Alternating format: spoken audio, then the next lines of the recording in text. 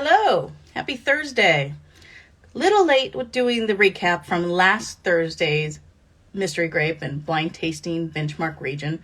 I was dealing with a little nasty head cold, and so I didn't really want to do one of these lives when I sounded like a smoker from the trailer parks in Missouri where I grew up. So, waiting for my voice to come back.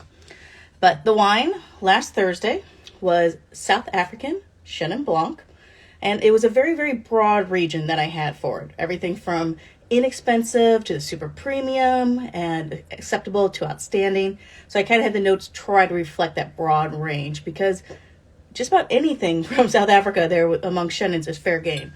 The country is known for some of the easy drinking, fruity bulk style, and then they also make some really, really good, old vines, premium examples, some that have a lot of oak to it. So the only way to really prepare for a blind tasting exam is to try those different styles of South African Chenin. Get a nice inexpensive one, get some of the nicer ones. Ken Forster is another really good producer for some of the nicer styles, and try them.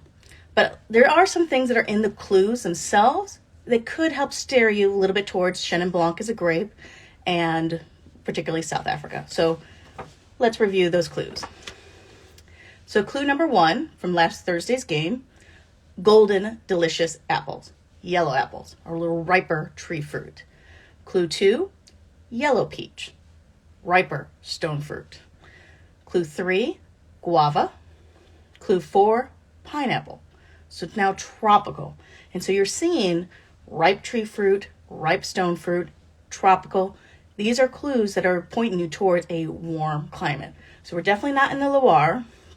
In the Loire, Chenin blanc, the big nature of the grape Chenin is apple notes, and you'll get a lot of apple notes anywhere that Chenin is grown. In the Loire, it's usually more like the green apple, a little bit more tartar apple. Or you get like a Sauvignon where there's a little bit of oak influence, bruised apple pops up. Apple cider is a big note that hits, for me, a lot of Loire Chenins. Here in South Africa, a little bit more of that riper golden apple. Then I also added some notes that suggest some of the oak influence with some of the more premium examples. Honeycomb is a big one. Chenin, it can also have honeycomb in some really nice examples in the Loire. We see the same thing here, nicer examples, honeycomb. And then clue 6 was oak barrels. So oak. Think about some of the baking spices that come influence. Think about some of the toast that can pop out. That is a mark of Chenin blanc that's seen some time in oak. Now let's get to the structure clues. Pale to medium lemon color. So anytime you have oak as a potential in there, you think of the color getting a little deepened. The influence of that subtle oxidation will add a little bit more color. Dry. Medium to pronounced intensity. So this is not an aromatic variety. Chenin is a semi-aromatic variety. So on its own, kind of natural inclination is more that kind of medium intensity. You can add to the aromatics with things like oak, can add some more aromatics to it. A long, slow growing season. This is a medium ripening variety, so that nice Indian summer can build more intensity. Old vines, very low yield, can help you build more intensity. But you will see that range of medium intensity to pronounced intensity, depending on the quality level of Chenin. High acidity. This is a big, big trademark for Chenin. We talked about all those warm fruit notes in the beginning there. The golden apples, yellow peach, guava, pineapple, warm climate notes. And yet even in this warm climate of South Africa, still high acidity. That is the nature of the grape of Chenin. It holds on to its acidity. And in blind tasting, picking up on that acidity is a huge key. One of my favorite books about blind tasting, I love this book, Nick Jackson, Master of Wine, Beyond Flavor. The idea of this book here is going into how you feel those different structure components of acidity with white wines and tannins with red wines. And, there's some people that kind of disagree with his methods there. And I always encourage you not to put too much stock in one person's method. You have to kind of do it on your own. What are your cues on it? But one area where I think he's absolutely spot on is his description about the acidity of Chenin.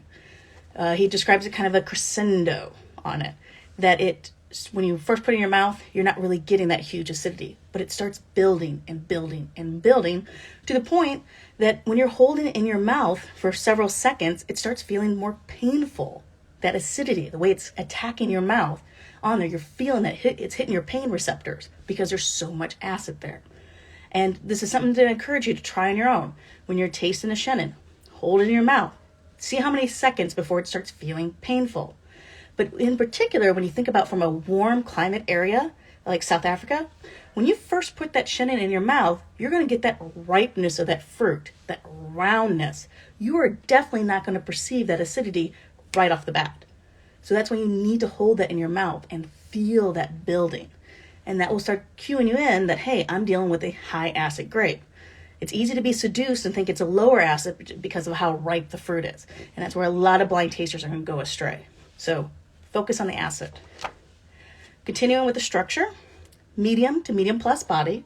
Obviously, a little riper fruit, a little bit more body. Oak will add a little bit more body to it with some of the more premium examples. Medium to high alcohol. You can certainly go above 14% in a warm climate. And then, as I said before, the range, the inexpensive to super premium and acceptable to outstanding. So a lot of good clues there that can help you point you in the way. Chenin is still going to have a lot of laterals. And this Saturday, I'm doing a class, my blind tasting plus theory class, focusing on Chenin blanc. So we're going to go to the different styles of Chenin in the Loire, talk a lot about South Africa, and talk about definitely all those different laterals. Achilles heel for me, Chardonnay. I get Chardonnay and Chenin quite a bit. But Albarino, Riesling can come in. Hunter Valley Semillon could be. Every time I do a blind tasting mystery grape involving Chenin, I get a lot of Semillon guesses. So we'll hit those quite a bit for this Saturday. And with that, I'm going to get going on today's mystery grape. Have a good one.